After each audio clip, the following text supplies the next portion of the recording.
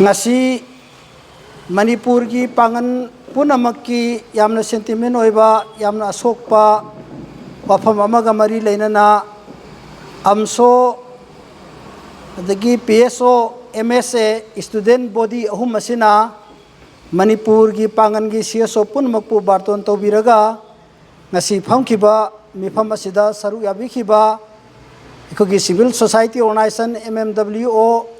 Umpio Amuk Ampako Ittihadul Ulama Youth of Pangal UPCM Pangal Tem Hariba Amso PSO MSA LUC Amdo AMMDO Hariba aduga atop social activist sing aduga ulama sing yauba mifamasina handak work for board ki Nipan Subatam Punana Bagidamak work for board ki member sing Government of Manipurna order Tholok Padugi Matangda Yamna Kupna Khana Nainaraba Matungda Ikoina Warep Khara Pastawi Haribo Warep Singasi Matang Manau Naina Thamjage Ahan Mamaktada Ikoina Lojari Warepasi Satliba Tha Asigi Tang Ahumda Resolution number 1 Satliba Tha Asigi Tang Ahumda Government of Manipur ki Joint Secretary Minority Affairs ki Gangmai Gangwilu Nathokpa Nip-8 Work for Board Manipur ki board member Khanba ki notification adu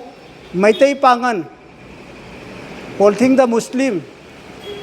Khunai ki Mayokta Thokpa notification ni Maram aduna Satnaba yaroi haina mot amata oina yanare Ani subuarepta Haujik nauna khaliba board member sing asi sayet naba leiba maramna semdok semjin tauduna mapung phaba board ama oid mapung phaba board ama mapung phaba board ama oidriba phawba oidriba phawba anauba board member sing na mathau tauba yakhiroi resolution number 3 da Muslim Maikogi Ipa Ipu Singna Allah Gimingda Kathok Lamba Wok Patauraba Lam Sing Asi Muslim Maikoi Nangak Senjagani Nan Muslim Sing Yasil Lakpa Yaroi Mari Subawarepta Ana Uba board member Asida Yaurak Liba Nan Muslim Sing Asi Athubada Lauthok Kadabani Amadi Award Pa board member Sing Athubada Hapchinduna Mapung Phaba board ama ohengadabani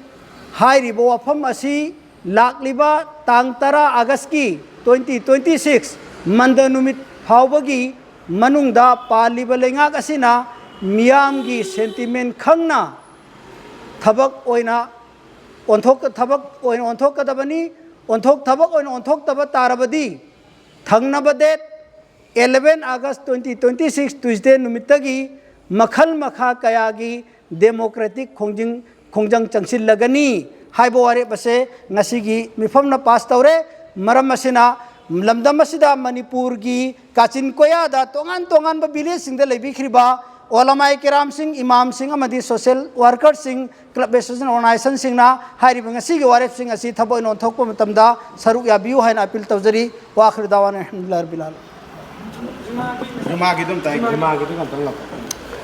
aduga loina na Hayeng irai numit asida Manipur gi